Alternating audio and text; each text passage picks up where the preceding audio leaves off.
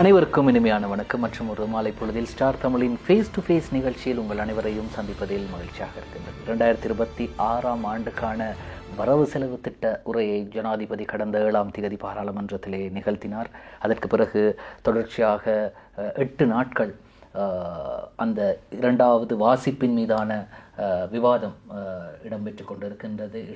அதன் போல் பாராளுமன்றத்திலே பல விடயங்கள் பேசப்பட்டது. அதே போன்று எங்களுடைய ஸ்டார் தமிழை பார்த்து கொண்டிருக்கக்கூடிய நேர்களுக்கு இந்த வரவு செலவு திட்டம் தொடர்பாகவும் வரவு செலவு திட்டத்திலே மக்களுக்கு கிடைக்கின்ற நன்மைகள் தொடர்பாகவும் அதே போன்று வியாபாரிகளுக்கும் வர்த்தக சமூகத்திற்கும் இதனால் என்னென்ன பலன்கள் கிடைக்கப் போகின்றது தொடர்பாகவும் இன்று நாங்கள் பேசப் போகின்றோம். அப்படி என்றால் இந்த துறையில், அதாவது நிதித்துறையில், கணக்காய்வு துறையில் தேர்ச்சி பெற்ற ஒருவரிடம் மட்டும்தான் அத்தனை தகவல்களையும் எங்களால் பெற முடியும். ஆகவே தான் நாங்கள் இன்றைய ஸ்டார் தமிழின் ஃபேஸ் டு ஃபேஸ் நிகழ்ச்சிக்கு அழைத்திருக்கின்றோம். பட்டய கணக்காளரும் அதே போன்று வரி மற்றும் முகாமைத்துவ ஆலோசகரும் ஏஜிஎஸ் சர்மா அண்ட் கம்பெனியின் முகாமைத்துவ இயக்குனருமாகிய ஏஜிஎஸ் சுவாமிநாதன் சர்மா அவர்களை அன்போடு வரவேற்கின்றோம். வருக வருக என்று. வணக்கம். உங்களுக்கும் உங்கள் நேர்கள் அனைவருக்கும் இனிய வணக்கத்துடன் இந்த நிகழ்ச்சியை ஆரம்பிப்போம். 2026ஆம் ஆண்டுக்கான வரவு செலவு திட்டத்தை பாராளுமன்றத்திலே ஜனாதிபதி அனுரகுமார திசாநாயக்க சமர்ப்பித்து, அது மட்டும் இல்லாமல் ஒரு சாதனையும் படைத்திருப்பதாக கூறப்படுகின்றது. 4.5 மணித்தியாலயங்கள் தொடர்ச்சியாக. நீங்கள் மிக சிறந்த ஒரு பட்டய கணக்காளராகவும் அதே போன்று அனுபவசாலியாகவும் இருக்கின்றீர்கள். உங்களது இந்த அனுபவத்திலே கூறுங்கள், இந்த உரையா மிக நீளமான உரை அல்லது இதற்கு முதல் பேசியிருக்கின்றார்களாம் நிதியமைச்சர்? நல்ல கேள்வி. முதலே கஷ்டமான கேள்வியுடன் ஆரம்பிக்கிறீர்கள். உண்மையாகவே இது ஒரு வரலாற்று சாதனை என்று தான் சொல்லுகின்றேன். ஏனென்று சொன்னால் ஒரு ஜனாதிபதியானவர் அந்த வெறுமனே அந்த ஒற்றைகளை வாசிக்காமல் அந்த மக்களுக்கு மிகவும் தெளிவாக கூறியிருந்தார். அந்த தெளிவு ஏனென்று சொன்னால், பொதுவாக இந்த வரவு செலவத்தில் பார்க்கணும், பெரிதாக வரி மாற்றங்கள் இல்லை. ஆனால் அவர் என்ன செய்தார் என்றால், எவ்வாறு பொருளாதாரத்தை, அதாவது சரிந்த பொருளாதாரத்தை, அந்த கொரோனாக்கு பின் பாரிய பொருளாதார பாதிப்பை அடைந்து நாடே வங்குரோத்தடைந்த நிலையில் இருந்தது. அந்த பொருளாதாரத்தான் அவரை கையில் எடுத்தார். அந்த உண்மையாகவே இந்த அரசாங்கத்தின் கன்னி வரவு செலவு திட்டமாகத்தான் நாங்கள் கருத வேண்டும். என்னடா, போன முறை அவர்கள் செய்திருந்தாலும் ஒரு குறுகிய காலத்தில் தான் அவர்கள் அதை கொண்டார்கள். ஆனால் இந்த முறை தான் அவர்கள் அந்த வரவு செலவு திட்டத்தை முழுமையாக இருந்து மக்களுக்கு ஒழுங்காக அதாவது கொடுத்திருக்காங்கன்னு நான் கருதுகிறேன். ஆக அந்த வகையில் ஜனாதிபதி ஒரு 4 மணித்தியாலமும் 15 நிமிடமும் தொடர்தேர்ச்சியாக மக்களுக்கு அந்த வரவு செலவு திட்டம் என்றால் என்ன, தான் அந்த கொள்கை மூலமாக மக்களுக்கு என்னத்தை சொல்ல போகின்றேன், என்ன நடந்திருக்கின்றது, என்ன வகையான கொள்கை மாற்றங்களை கொண்டு வந்துள்ளேன், அதாவது அவர் சொல்லும் பொழுது செக்டர் ரீதியாக மிகவும் அழகாகவும் எல்லோருக்கும் புரியும் வண்ணமும் ஒரு நகைச்சுவையுடன் கூடிய முறையில் கூட இடையில் வந்த கேள்விகளுக்கு கூட அவர் மிகவும் சாதுரியமாக பதிலளித்து இந்த வரவு செலவு திட்டத்தை சமர்ப்பித்து, அதே நேரம் மக்கள் அனைவரும் எதிர்க்கவில்லை. நாங்கள் பார்த்திருந்தோம், மக்கள் பொதுவாக வரவு செலவு திட்டம் வந்தபோது மக்களுடைய பல எதிர்ப்புகளும் பிறப்பாளி போன்ற நிகழ்வுகளும் நடந்திருக்கும். ஆனால் இந்த முறை மக்கள் கூட அதை ஏற்றுக்கொண்டிருக்கிறார். மக்களுக்கு ஏற்றுக்கொள்ளும் கூடிய விதத்தில் கூட அவர் அந்த வரவு செலவு திட்டத்தை நிதியமைச்சர் என்ற முறையில் அவர் தயாரித்திருப்பது, நீங்கள் சொன்னது போன்றது எனது கண்ணோட்டத்தில் ஒரு சாதனையாகத்தான் நான் கருதுகின்றேன். நிச்சயமாக. ஆகவே ஒரு ஜனாதிபதியாக நீங்கள் குறிப்பிட்டது போன்று அந்த ஒதுக்கப்பட்ட நிதிகளை அவர் கூறும்போது அந்த ஒதுக்கப்பட்ட நிதிகளையும் கூறிவிட்டு, கடந்த காலங்களில் இவ்வாறு குறைந்திருந்தது, நாங்கள் அதிகரித்திருந்தோம், அது இருக்கின்றார் அந்த பாராளுமன்ற உறுப்பினர், அந்த அமைச்சர் என்று எதிர்கட்சியையும் நகைப்புக்கு எடுத்துக்கொண்டு உள்வாங்கி ஒரு பகையாளி இல்லாமல் ஒரு நட்பு ரீதி, அதான் இலங்கைக்கு ஒரு அழகு என்று சொன்னார். எதிர்கட்சியாக இருந்தால் கூட ஒரு நட்பு ரீதியாக அவர்களையும் அரவணைத்து இந்த வரவு செலவத்தில் குறிப்பிட்டது ஒரு மிகவும் ஒரு நல்ல ஒரு தலைமைத்துவத்தை நான் கருதுகின்றேன். நிச்சயமாக. அடுத்து திரு சுவாமிநாதன் சர்மா அவர்களே, வரவு செலவு திட்டம் என்ற உடனே நாங்கள் எல்லாம் நினைப்பது தேங்காய் விலை குறையுமா, அரிசி விலை குறையுமா, பருப்பு விலை குறையுமா, சீனி விலை குறையுமா, இப்படியான அத்தியாவசிய தினமும் நாங்கள் பாவிக்கக்கூடிய உணவுக்கு என்ன தேவையோ அது குறையுமா என்று. ஆனால் கொஞ்சம் வசதியானவர்கள் வாகன விலைகள் குறையுமா என்று, நாங்கள் வாகனம் ஒன்று வாங்க வேண்டும் குறையுமா என்று. உண்மையிலேயே இது ஏழைகளுக்கு இந்த வரவு செலவு திட்டத்தின் மூலமாக கிடைத்த நன்மைகள்? இதுவும் ஒரு நல்ல கேள்வி என்று தான் சொல்ல வேண்டும். உண்மையாகவே நீங்கள் சொன்னது கடந்த காலத்தில் நமது மக்களுக்கு அடிமையாகி விட்டார்கள்.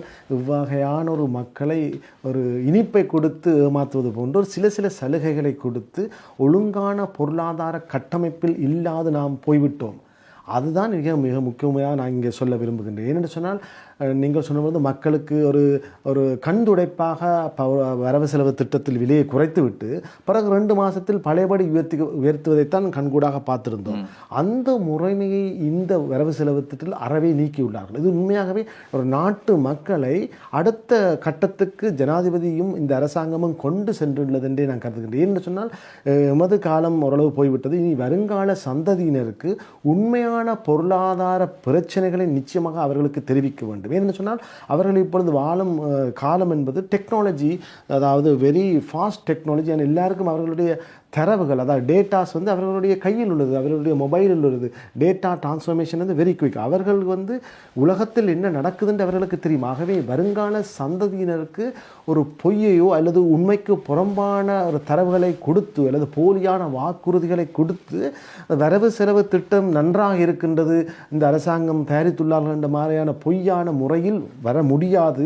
அதை உணர்ந்து தான் அரசாங்கமானது அவ்வகையில் செல்லாமல் இந்த வரவு செலவு திட்டம் மிக முக்கியமாக அரசாங்கம் செய்துள்ளது என்னென்றால் பொருளாதாரத்தில் ஒரு டிசிப்ளினை உருவாக்கியுள்ளார்கள். ஒழுக்கத்தை என்று சொன்னால் பொருளாதாரம், அதாவது பொருளாதாரம் என்று சொன்னால் மேக்ரோ லெவல் மைக்ரோ லெவல் என்று இருக்கும். மேக்ரோ லெவல் என்று சொன்னால் முழு அரசாங்கத்தை நோக்கியதாகவும் அந்த நோக்கம் உலக பொருளாதாரத்தை சார்ந்திருக்க வேண்டும். ஏனென்று சொன்னால் எமது நாட்டை மாத்திரம் கருதி நாங்கள் இயங்க முடியாது. ஏனென்று சொன்னால் பெட்ரோல் விலை, அதாவது மசகு எண்ணெயின் விலையை பார்க்க வேண்டும், இலங்கையின் அந்நிய செலவான இருப்பை பார்க்க வேண்டும், எமது ரூபாய் மற்ற நாணயத்துக்கு ஏற்ற வகையில் எவ்வாறு பெறுமதி கூடுகின்றதா குறைகின்றதா, வெளிநாட்டு முதலீட்டாளர்கள் வருவார்களா இல்லையா போன்ற மேக்ரோ லெவல் உலகம் முழுமையான ஒரு உலகம் நோக்கிய ஒரு பொருளாதார பார்வை மூலமாகத்தான் எமது பொருளாதாரத்தை கட்டியெழுப்ப வேண்டும். அந்த வகையில் பொருளாதார வளர்ச்சி, அதாவது எமது நாட்டினுடைய கொள்கையை ஒரு முறையாக ஒரு ஸ்ட்ரக்சர் பண்ணி ஒரு நிர்வாக கட்டமைப்புக்குள் இந்த வரவு செலவு திட்டத்தின் மூலம் கொண்டு வந்துள்ளார். அதாவது ஒரு பொருளாதாரத்தை மிகவும் மிகவும் ஒழுக்கமான முறையில் ஒரு வரைபடம் போன்று கட்டி எழுப்பி ஒரு நல்ல ஒரு அத்திவாரத்தை போட்டுள்ளார் என்றே நான் கருதுகின்றேன். நிச்சயமாக ஒரு நாட்டினுடைய வரவு செலவு திட்டத்தை தயாரிக்கும் போது இறுதியிலே அவர் நன்றி தெரிவிக்கும் போது கூறியிருந்தார், ஏற்கனவே பிரதி அமைச்சராக இருந்த அர்ச்சன சூரிய பெருமை நிதியமைச்சின் செயலாளராக தற்போது இருப்பவர், அவரும் அவருடைய அமைச்சின் அதிகாரிகளும் இந்த வரவு செலவு திட்டத்தை தயாரிப்பதற்காக இரவு பகல் பாராமல் அவர்கள் பாடுபட்டார்கள் என்று ஜனாதிபதி கூறியிருந்தார். உண்மையில் இந்த வரவு செலவு திட்டத்தை தயாரிக்கும் போது உங்களுக்கு தெரிந்த அளவில் நிதி ஆலோசகர்கள் அல்லது இந்த நிதித்துறையிலே இருக்கக்கூடிய வல்லுநர்களிடம் ஜனாதிபதியோ அல்லது நிதி அமைச்சின் சார்பான அதிகாரிகளோ அறிவுரை கேட்பார்களா? ஆமாம், நிச்சயமாக. என்னென்னு சொன்னால் நான் பட்டய கணக்கால் சார்ட்டர்ட் அக்கௌண்டாக இருக்கின்றேன். சார்ட்டர்ட் இன்ஸ்டிடியூட்டின் மூலமாக ஒரு நிபுணத்துவம் வாய்ந்த குழுக்கள் மூலமாக அதாவது பட்ஜெட் முன்மொழிவுகளை கேட்டிருந்தார்கள். நாங்களும் தனிப்பட்ட முறையிலும் சமர்ப்பித்திருந்தோம். அதே நேரம் எமது இன்ஸ்டிடியூட் மூலமாக கூட ஃபைனான்சியல் வங்கி மூலமாக பெற்றுக்கொண்டிருந்தார்கள். மற்ற பொருளாதார வல்லுநர்கள், மத்திய வங்கி போன்ற துறைசார் நிபுணர்களிடம் உள்வாங்கப்பட்டுத்தான் ஒவ்வொரு வரவு செலவு திட்டம் தயார்படுத்த வருகிறது. ஆனால் இந்த முறை அவர்களுடைய தரவுகளை உள்வாங்கி முறையாக ஒரு மக்கள் ஏற்றுக்கொள்ளக்கூடிய விதத்திலும் அதே நேரத்திலும் பொருளாதாரத்தை பாதுகாக்கக்கூடிய விதத்திலும் இந்த வரவு செலவு திட்டம் வந்துள்ளது. ஏன்னு சொன்னால் நாங்கள் பல ப்ரப்போசலை கொடுத்திருந்தோம், அது உள்வாங்கப்பட்டுள்ளது. ஆகவே நமக்கு தெரியும் இந்த வரவு செலவு திட்டமானது எல்லோருடைய நிபுணர்களுடைய கருத்தை பெற்றுத்தான் வெளியே வந்துள்ளது என்றே நான் கருதுகின்றேன். அடுத்து இந்த வரவு செலவு திட்டத்திலே வரிகளில் மாற்றங்கள் நிகழ்ந்திருக்கின்றது, அது தொடர்பாக. ஆமாம், இந்த வரவு செலவு திட்டத்தில் நான் இருக்கிற வரலாற்று சாதனை என்று சொன்னீர்கள். இதுவும் ஒரு வரலாற்று சாதனை. இந்த பாதத்தில் இந்த வரவு செலவு திட்டத்தில் தான் பெரிதாக ஒரு வரி கூட கூட்டவில்லை. உண்மையாக ஒரு சாதனை. அதாவது சிகரெட் விலை கூட கூட்டவில்லை. ஒரு வரி, இன்கம் டேக்ஸாக நேரடி வரியாக இருக்கலாம் அல்லது மறைமுக வரியாக இருக்கலாம். ஆனால் இந்த முறை வரவு செலவு திட்டத்தில் தான் ஒரு வரி கூட கூட்டாமல் அரசாங்கம் இந்த வரவு செலவு திட்டத்தை தயாரித்துள்ளார்கள். இதை கூட ஹர்ஷ டி சில்வா எதிர்க்கட்சியில் இருப்பவர் கூட நன்றி தெரிவித்துள்ளார். அந்த வகையில் புகழ்ந்திருந்த அந்த வகையில் ஒரு எதிரணியில் இருப்பவர் கூட அதில் நீங்கள் கேட்டது போல வரி சம்பந்தமான ஒரே ஒரு ஸ்ட்ரக்சரில் சேஞ்ச் செய்துள்ளார்கள். அந்த வட் வரியையும் சமூக பாதுகாப்பு அறவீட்டுத் தொகை, அதாவது வட்டும் எஸ்எஸ்சிஎல் என்ற 2 வரியுடைய அதாவது பேஸ் என்று சொல்லுவோம், இவ்வளவு காலமும் இருக்கின்றது. 60 மில்லியனுக்கு மேலாக புரள்வு, அதாவது வருமானம் இருந்தால் அவர்கள் வெட் வரிக்கும் எஸ்எஸ்சிஎல்லுக்கும் நிச்சயமாக கட்டாயமாக பதிவு செய்து அதை கட்ட வேண்டும் என்ற நிலை இருந்தது. இந்த வரவு செலவு திட்டத்தின் மூலமாக, அதாவது 1/4/2026 தேதி முதல் அமல்படுத்தக்கூடிய விதத்தில் அந்த 60 மில்லியன் ரூபாய் இருந்த உச்சம், அதாவது த்ரெஷ்ஹோல்டை 36 மில்லியனாக குறைத்திருக்கிறார்கள். அதன் மூலமாக உண்மையாகவே சிறிய மற்றும் நடுத்தர வியாபாரம் செய்பவர்கள் கூட உள்வாங்கப்படுகின்றார்கள். அது ஏன் செய்துள்ளார்கள் என்று நான் கவனித்துக் கொண்டு சொன்னால், முழு நாட்டு மக்களையும் இந்த வரி கட்டமைப்பு நெட் என்று சொல்லுவோம், அந்த நெட்டுக்குள் கொண்டு வந்துள்ளார். உண்மையாகவே ஒரு வெளிநாடுகள் பார்த்துப்போம், எந்த ஒரு நாடாக இருந்தால் கூட அந்த நாட்டில் வரி செலுத்தக்கூடிய மக்கள் செலுத்த வேண்டும். ஆனால் இலங்கையில் உண்மையாகவே வரி செலுத்த வேண்டியவர்கள் கூட இந்த வரியிலிருந்து வரி ஏய்ப்பு செய்து வரி கட்டாமல் இருந்தார்கள். இந்த முறைமை ஸ்ட்ரக்சரல் சேஞ்சஸ் மூலம் அரசாங்கம் ஜனாதிபதியார்கள் வரி செலுத்துவர்களை நிச்சயமாக உள்வாங்கியிருக்கிறார். ஆகவே நீங்கள் கேட்ட கேள்வி என்று சொன்னால், ஒரே ஒரு மாற்றம், வெட்டினுடையதும் எஸ்எஸ்சிஎல்லினுடைய த்ரெஷ்ஹோல்ட் லிமிட்டை 60 மில்லியனிலிருந்து 36 மில்லியனாக குறைத்து எல்லோரும் வரி செலுத்த அமைப்பை உருவாக்கியுள்ளார். அதேதான் ஒரே ஒரு மாற்றமே ஒழிய மற்றபடி ஒரு வரி மாற்றங்களும் ஏற்படவில்லை என்றே நான் சொல்கின்றேன். ஆகவே ஜனாதிபதி நினைத்திருந்தால், இப்படியும் கூறப்படுகின்றது, ஜனாதிபதி நினைத்திருந்தாலோ அல்லது திரைச்சேரி நினைத்திருந்தாலோ, நிதி அமைச்சின் அதை செயற்திட்டப்படுத்துபவர்கள் நினைத்திருந்தாலும் கொஞ்சம் இந்த மக்களினுடைய அடிப்படை தேவைகளுக்கான உணவுப் பொருட்களின் விடையை குறைத்திருக்கலாம் தானே என்ற ஒரு கேள்வி வருகிறது. ஆமாம், இது இந்த வரவு செலவு திட்டத்தின் மூலம் உணவுப் பொருட்களையோ சிறிய சிறிய பொருட்களின் விலையை தீர்மானிக்க முடியாது. உண்மையாக பொய்யான தகவல். ஏனென்று சொன்னால், ஒரு பொருளுடைய விலையானது கேள்வி நிரம்பலுக்கு ஏற்றுதான் நாங்கள் மாற்றம் அடையும். அதாவது எக்கனாமிக்ஸில் பேசிக் தியரி என்னென்றால் டிமாண்ட் அண்ட் சப்ளை, கேள்வி நிரம்பல். ஆகவே வரவு செலவு திட்டத்தின் மூலமாக ஒரு ஆர்டிஃபிஷியலாக நாங்கள் மாற்றம் ஏற்படுத்தக்கூடாது. அவ்வாறு மாற்றம் ஏற்படுத்தினால் அதனுடைய பாரதூரமாக இருக்கும். ஆகவே இந்த அரசாங்கம், நான் நிற்கின்றேன், உண்மை தன்மையை மக்களுக்கு தெளிவுபடுத்தி கொடுக்க முடியாத சலுகைகளை கொடுப்போம் என்று பொய் சொல்லாமல் கொடுக்கக்கூடிய சலுகைகளை வகுத்து, உண்மையாகவே ஒரு கஷ்டமான தான் இருந்தால் கூட இதை நாம் சமாளித்து எமது வருங்கால சந்ததியினருக்கு நோக்கியமாக நாங்கள் நாட்டு மக்கள் அனைவரும் ஏற்றுக்கொண்டால் வருங்காலத்தில் ஒரு அபிவிருத்தி அடைந்த இலங்கையை நிச்சயமாக உருவாக்க முடியும். நிச்சயமாக. ஆனால் உங்களிடம் நான் அந்த கேட்ட கேள்விக்கு நீங்கள் பதில் தருகின்றீர்கள். ஆனால் பொதுவாகவே இதை பார்த்து கொண்டிருக்கக்கூடிய மக்கள் கேட்பார்கள், அப்போ தேர்தல் வாக்குறுதிகளை ஜனாதிபதி வழங்கும் போது, தேர்தலுக்கு முன்னதாக ஜனாதிபதி குறிப்பிட்டார், பெட்ரோல் விலை 50 ரூபாய் குறைக்க முடியும் என்று. ஆனால் உண்மையாகவே குறைத்திருப்பார். உலக பொருளாதாரத்தில் இப்போ நான் கூட ஜனாதிபதியாக இருந்தால் என்ன செய்யப்போம், உலகப்பை வாக்குறுதி மசகு வெண்ணெய் இல்லை, அப்படி இல்லை. இல்லை, நீங்கள் ஜனாதிபதி தேர்தலுக்கு போட்டியிடுகின்றீர்கள் என்றால் நீங்கள் பொய் வாக்குறுதிகளை வழங்குவீர்கள். இல்லை இல்லை இல்லை, அப்படி சொல்ல அவர் 50 ரூபாய்க்கு வழங்குவேன்னு சொன்னால் 50 ரூபாய் குறைப்பேன் என்று சொன்னார். 50 ரூபாவாக குறைத்திருப்பேன் என்று சொல்ல. உலக பொருளாதாரத்தில் மசகு எண்ணெய் கூடும் பொழுது இங்கே நாங்கள் குறைக்க முடியாது. ஆனால் உண்மையாகவே நாங்கள் என்று சொன்னால் எமது ரூபாவும் பெறுமதி குறைந்து வருகின்றது. அதே நேரம் மசகு உலகத்தில் பல நாட்டில் யுத்தம் நடக்கின்றது. ஆகவே அந்த அந்த ஈரான் போன்ற நாடுகளில் அகழ்வுகளே குறைவுள்ளது. ஆகவே உலகத்தினுடைய சப்ளை குறையும் பொழுது அங்கே விலையும் கூடிக்கொண்டு இருக்கும் சந்தர்ப்பத்தில் வழங்கக்கூடியிருந்தால் எமக்கே தெரியும் என்று சொன்னால் ஒரு நாட்டை ஆளுகின்ற ஜனாதிபதிக்கு தெரியாதா? அதாவது நான் கேட்ட கேள்வி கணக்காளர் ஐயா அவர்களே, மக்கள் கேட்கின்றனர். அந்த மக்களுடைய கேள்விகள் இருக்கின்றது. அதாவது இந்த நிகழ்ச்சியை பொறுத்தளவில் மக்கள் சார்பில் தான் நாங்கள் இந்த கேள்விகளை முன்வைக்கின்றோம். நல்ல கேள்வி. ஆனால் மக்களும் புரிந்து கொள்ள வேண்டும் என்று சொன்னால், நாங்கள் வாழுவது உலகத்தில், அதாவது எமது வீடையோ எமது நாட்டையோ நாம் மாத்திரம் இனி கருதாமல் உலகத்தில் நடக்கின்ற நடப்புகளையும் நாங்கள் நிச்சயமாக செவிசாய்த்து அதனுடைய தாக்கத்தையும் புரிந்து கொள்ள வேண்டும். அதன் மூலம் என்னென்னு சொன்னால், எமது நாடு 90% பொருட்களை இறக்குமதி செய்கின்றது. ஆகவே நாம் உள்நாட்டு உற்பத்தி மூலமாக நாங்கள் பெரிய எமது தேவையை பூர்த்தி செய்ய முடியாது இருக்கின்றோம். ஆகவே வெளிநாட்டில் ஏற்படுகின்ற மாற்றங்களை, தாக்கங்களை அரசாங்கம் ஓரளவு தான் பெற்றுக்கொள்ளும். அதை பார்த்திருப்போம். அதனால்தான் பல அரசாங்க நிறுவனங்கள் லாபத்தில் இயங்காமல் பாரிய நட்டத்தில் இயங்குகின்றது. ஆகவே அந்த வகையில் அந்த பல தசாப்தங்களாக அந்த நட்டத்தில் மானிய விலையில் கொடுத்துத்தான் இந்த அரசாங்கம் இந்த நாடு பொருளாதார சீரழிவை அடைந்தது. ஆகவே இனியும் நாட்டு மக்கள் அதாவது நாங்கள் உண்மையாகவே நான் இதை சொல்ல வேண்டும் என்றால், நாம் தேவைக்காக ஒரு பொருளை கொள்வனவு செய்வதன் வாயிலாக உதாரணமாக நாங்கள் அதன் வாயிலாக செல்ஃப் டிசிப்ளின் மூலமாக நாட்டை நிச்சயமாக கட்டியெழுப்ப வேண்டும் என்று நான் கேட்டுக்கொள்கின்றேன். நிச்சயமாக தொடர்ந்து பேசலாம். இன்னும் பல நிறைய கேள்விகள் இருக்கின்றது. பட்டய கணக்காளர் ஐயா ஏஜிஎஸ் சுவாமிநாதன் சர்மா அவர்களிடம் கேட்பதற்கு இன்னும் நிறைய கேள்விகள் இருக்கின்றது. எனவே எங்களுடைய அடுத்த பகுதியில் கேட்கலாம். ஸ்டார் தமிழின் ஃபேஸ் டு ஃபேஸ் நிகழ்ச்சியில் ஒரு சிறு விளம்பர இடைவெளி.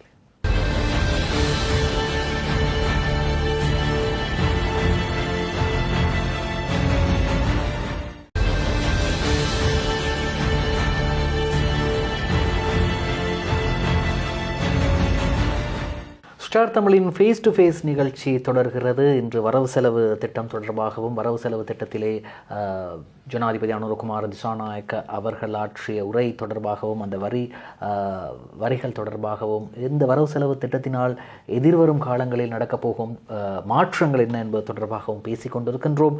பட்டய கணக்காளரும் வரி மற்றும் முகாமைத்துவ ஆலோசகரும் ஏஜிஎஸ் சர்மா அண்ட் கம்பெனியின் முகாமைத்துவ இயக்குனருமாகிய ஏஜிஎஸ் சுவாமிநாதன் சர்மா அவர்களோடு பேசிக் கொண்டிருக்கின்றோம். மலையக மக்களுடைய பிரச்சனை 200 வருடம் என்று தொடர்ந்து இந்த பிரச்சனை இருக்கின்றது. ஆனால் கடந்த காலங்களில் இந்த சம்பள அதிகரிப்பை பற்றி நாங்கள் பேசும்போது இதை ஒன்றும் செய்ய முடியாது, 99 வருடங்களுக்கு நாங்கள் ஒப்பந்தத்தை செய்து விட்டோம், கம்பெனிகளுடன் ஒப்பந்தத்தை செய்துவிட்டோம், எனவே கம்பெனிகள் அந்த சம்பளத்தை அதிகரிக்க அவர்கள் இணக்கம் தெரிவிக்கவில்லை என்று பலதரப்பட்ட விடயங்கள். ஆனால் மலையக மக்களை காரணமாக கொண்டு மலையக மக்களை வைத்து அரசியல் செய்தவர்களும் இருக்கிறார்கள். அதாவது எங்களை நீங்கள் மற்றும் வெற்றி பெற்று செய்து விட்டீர்கள் என்றால் சலுகைகளை பெற்றுத்தருகிறோம், நிச்சயமாக நாங்கள் சம்பளத்தை 2000 ரூபாவாக 2500 ரூபாவாக, எனக்கு ஞாபகம் இருக்கின்றது ரணில் விக்ரமசிங்க அட்டர்னியில் சென்று கூறினார் 2000 ரூபாய் பெற்று தர்றேன் என்று. எனவே இது எல்லாமே பொய்யாகிவிட்டது. ஆனால் இந்த அரசாங்கம் வருகை தொகை 200 ரூபாய் தருவதாகவும், தொடர்ந்து நீங்கள் 25 நாட்கள் வேலைக்கு வந்தால் 200 ரூபாய் வருகை தொகையும் அதே போன்று 200 ரூபாய் கம்பெனிகளும் வழங்க வேண்டும். ஆகவே தற்போது கிடைக்கக்கூடிய பணம் 1350. எனவே இந்த 400 ரூபாய் சேர்த்து 1750 ரூபாவாக தோட்ட தொழிலாளர்களுக்கு கிடைக்கப் போகின்றது. இப்பொழுது என்னுடைய கேள்வி என்னவென்றால், இந்த 200 ரூபாவை இந்த அரசாங்கம் கொடுக்க முன் வந்திருக்கின்றது. கடந்த கால அரசாங்கங்கள் ஏன் இந்த 200 ரூபாவை கூட பெற்று தர முடியவில்லை? அது காரணம் என்னவாக இருக்கும்? உண்மையாகவே ஏனென்று சொன்னால், கடந்த அரசாங்கங்கள் அந்த தனியார் நிறுவனங்களிடம் ஒரு ஒப்பந்தத்தை ஏற்று அந்த 200 ரூபாய் ஒரு ஊழியராக இருந்தாலும் ஒரு ஒட்டுமொத்தமாக பார்க்கும் பொழுது பாரிய அவர்களுடைய லேபர் காஸ்ட் என்று சொல்லுவோம், உற்பத்தி செலவை அதிகரித்து அவர்களுடைய லாபத்தை குறைக்கும் என்ற ஒரே காரணத்தினால்தான் கடந்த அரசாங்கத்தினால் இதை ஆணித்தரமாக கொண்டு வர முடியவில்லை. ஆனால் இந்த அரசாங்கம் உண்மையாகவே நீங்கள் கேட்டிருந்தீர்கள் போன முறை, அந்த மக்களுக்கு என்ன சலுகை, இதுதான் முழு மக்களுக்காக அரசாங்கமே முன்வந்து கிட்டத்தட்ட ஒரு 500 மில்லியனுக்கு மேற்பட்ட தொகையை இந்த வரவு செலவு திட்டத்தில் ஒதுக்கி அதன் அரசாங்கத்தின் மூலமாக நீங்கள் சொன்ன 200 ரூபாவை ஒவ்வொரு ஊழியருக்கும் வழங்கப் போகின்றார்கள். ஆகவே இதொரு அரசாங்கத்தின் ஒரு முன்மாதிரி. ஆகவே அரசாங்கமே கொடுக்க முடியும் என்று சொன்னால் நிச்சயமாக என்னென்று சொன்னால் தேயிலை என்பது மலையகத்தை பார்க்கும் பொழுது சுதந்திரம் அடைந்து அதுக்கு முந்தைய காலத்திலிருந்து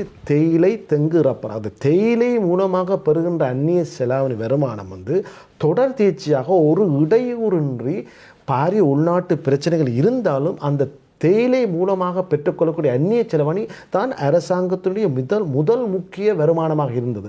ஆகவே இந்த அரசாங்கம் அதை மிகவும் துல்லியமாக இனங்கண்டு அந்த மக்கள் என்று சொன்னால் அங்கே இருக்கிறவர்களுக்கு தான் தெரியும், மற்ற பிரதேசத்தில் இருப்பது போன்று இலகுவான இல்லை, அங்கே வாழ்ந்தால் தான் தெரியும், வாழ்பவர்களுக்கு தான் தெரியும்.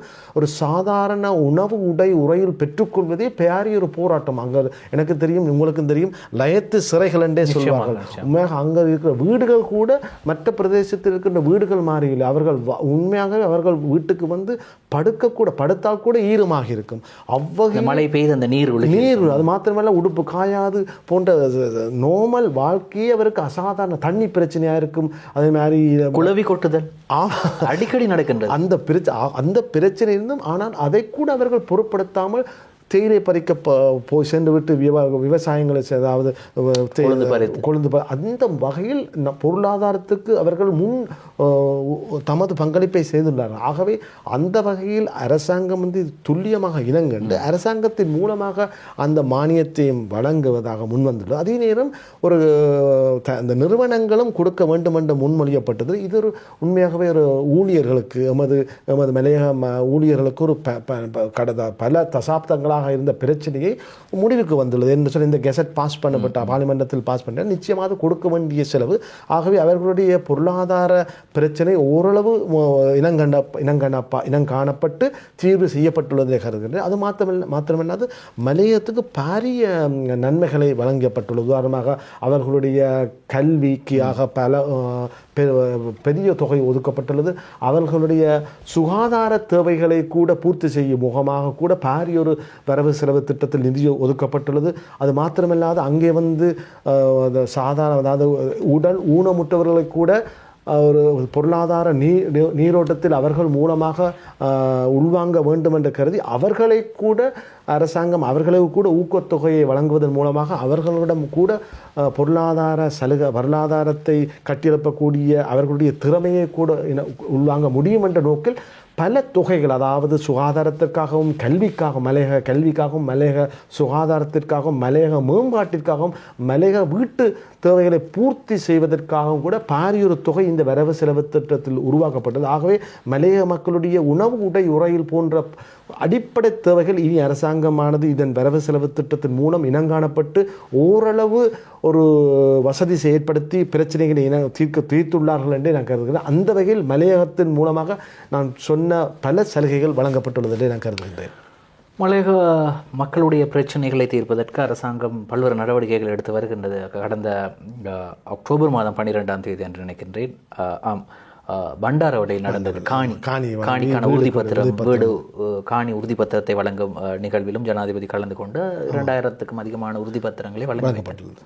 எனவே மலையக மக்களுக்கான அந்த காணி உறுதிகள் வழங்குவதாக இருக்கட்டும், சம்பள அதிகரிப்பிலே ஏதோ அரசாங்கத்துக்கு முடிந்த ஒரு தொகையை அரசாங்கம் வழங்கி தற்போது ஏற்பாடுகள் நடைபெற்று வருகின்றது.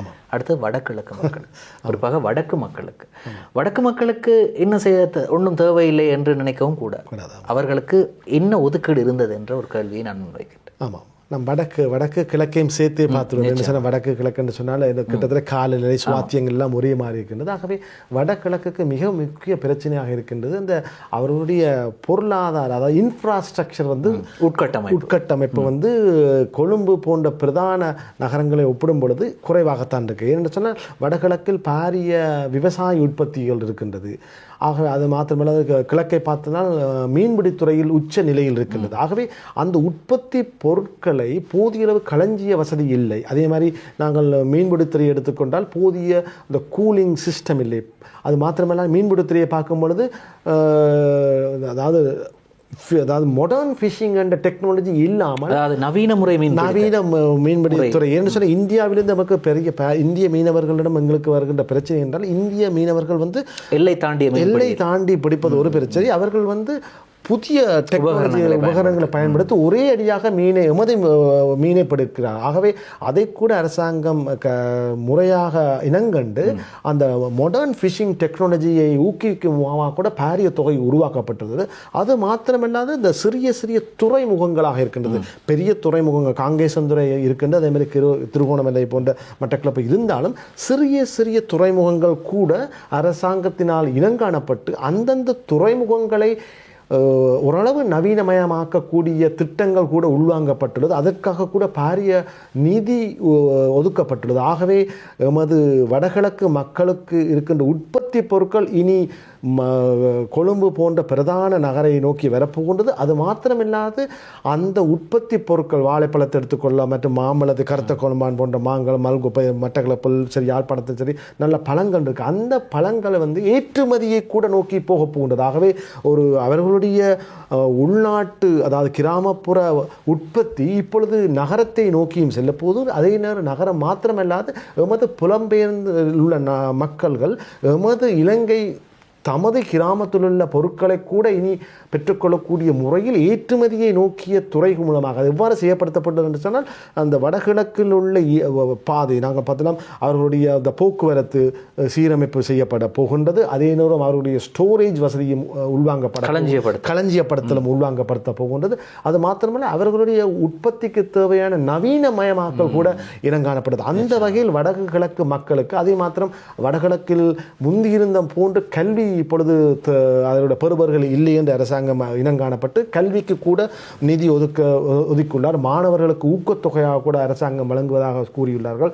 அந்த உதவித்தொகை கூட இனி மக்களுக்கு பல்கலைக்கழகத்து மாணவர்களுக்கும் மற்ற மாணவர்களுக்கும் வழங்கி அவர்களுடைய அதாவது தொழில்முறை கல்வியை ஊக்குவிக்கும் முகமாக கூட இந்த முறையில் பல கல்வி திட்டங்களும் இருக்குது.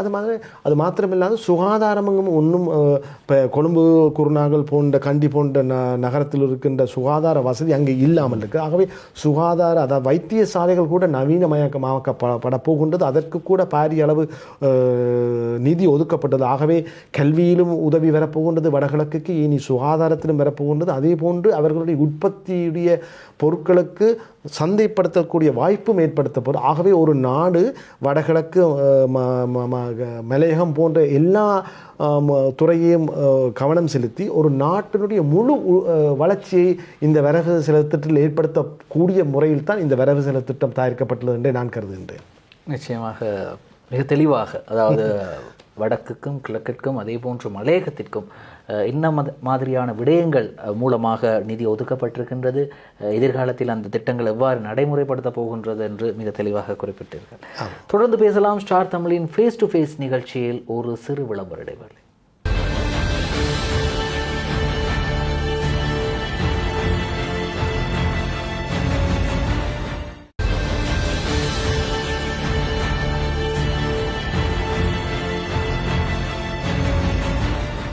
ஸ்டார் தமிழின் ஃபேஸ் டு ஃபேஸ் நிகழ்ச்சி தொடர்கிறது. இன்றைய ஃபேஸ் டு ஃபேஸ் நிகழ்ச்சியில் பட்டய கணக்காளரும் அதே போன்று வரி மற்றும் முகாமைத்துவ ஆலோசகரும் அதே போன்று AGS ஷர்மா அண்ட் கம்பெனியின் நிர்வாக முகாமைத்துவ இயக்குனருமாகிய AGS சுவாமிநாதன் சர்மா அவர்களோடு பேசிக் கொண்டிருக்கின்றோம். 2026 வரவு செலவு திட்டம் தொடர்பாகவும் வரவு செலவு திட்டத்திலே ஜனாதிபதி அனுரகுமார திசாநாயக்க முன்மொழிந்த விடயங்கள் தொடர்பாகவும் நாங்கள் பேசிக் கொண்டிருக்கின்றோம்.